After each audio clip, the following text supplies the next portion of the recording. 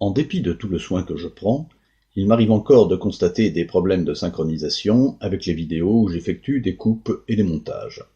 À la louche, j'ai le sentiment qu'un problème de synchronisation peut être constaté dès que le décalage entre le son et l'image atteint 1/10 de seconde, ce qui est vraiment très peu. Pour donner un exemple concret et réel, si un montage met bout à bout sans les retravailler des séquences tournées à 29.97 et à 30 images secondes, en unifiant tout à l'une de ces deux valeurs, il s'agit hélas de deux cadences réellement employées et de façon très courante dans le monde de la vidéo informatisée. Ça s'explique par des raisons historiques que je ne vais pas développer ici. Alors le décalage avec le son deviendra insupportable 100 secondes seulement après l'apparition de la cadence erronée, c'est-à-dire au bout de seulement 1 minute 40 de diffusion. Vous imaginez l'effet désastreux sur une vidéo de 20 minutes, et j'ai déjà vu ça dans le petit monde du logiciel libre, quand des libristes intégristes tiennent absolument à diffuser leurs vidéos au format Octeaura. Il n'est alors pas rare du tout qu'au bout de 5 minutes de vidéo, le commentaire n'ait plus aucun rapport avec l'image, et personnellement, ça me rend fou. Dans le cas des vidéos que je prends avec ma tablette Lenovo de bas de gamme, la cadence de 30 images secondes est remplacée par une cadence bâtarde de 29.7 images secondes, à peu près. J'ai déterminé ça empiriquement et je ne tombe jamais exactement sur la même valeur. Ne me demandez pas pourquoi cette cadence de 29.7, j'ignore la raison de cette bizarrerie, soit c'est en rapport avec la vitesse du processeur, soit c'est une limitation volontaire imposée par le fabricant pour justifier des écarts de prix avec des modèles de haut de gamme sortis des mêmes usines. Le marketing est très capable d'inventer de telles ignominies. Bref, si je diffuse à 30 images secondes sans la retravailler une séquence capturée avec ma tablette à 29.7 images secondes, le décalage entre le son et l'image va devenir sensible au bout de seulement une dizaine de secondes. Cela dit, tant que ce décalage est inférieur ou égal à 1/10 de seconde, on peut le considérer comme supportable. On constate certes qu'il y a un petit problème de synchronisation, mais dans la plupart des cas, on est incapable de dire si le son arrive en avance ou en retard.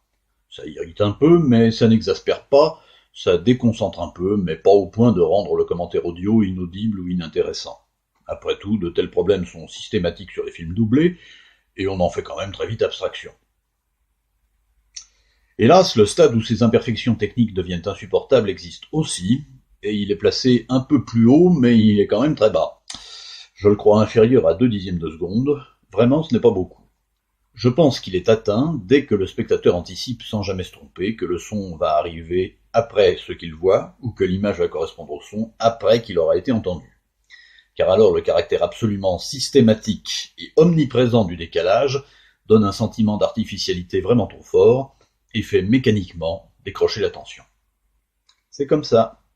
Pas la peine de se lamenter sur le caractère superficiel de l'attention humaine, notre cerveau fonctionne ainsi. Donc, à défaut de parvenir à une synchronisation parfaite, il faut maintenir le caractère décelable du décalage au-dessous du seuil du 10e de seconde, où le cerveau est capable d'assurer que le son arrive en avance ou en retard. Ou, pour le dire autrement, dès qu'on se rend compte en visionnant la vidéo que le son arrive en avance, il faut retravailler la bande sonore sous Audacity pour le retarder de 0,2 de seconde, et symétriquement, dès qu'on se rend compte que le son arrive en retard, il faut le faire arriver 0,2 de seconde plus tôt, grâce à l'édition de la bande sonore. Supposons que le son arrive en avance de 0,12 secondes. L'idéal, bien sûr, serait de le retarder exactement de cette durée, mais il est excessivement difficile de la mesurer, et la corriger par tâtonnement serait épuisant, voire impossible.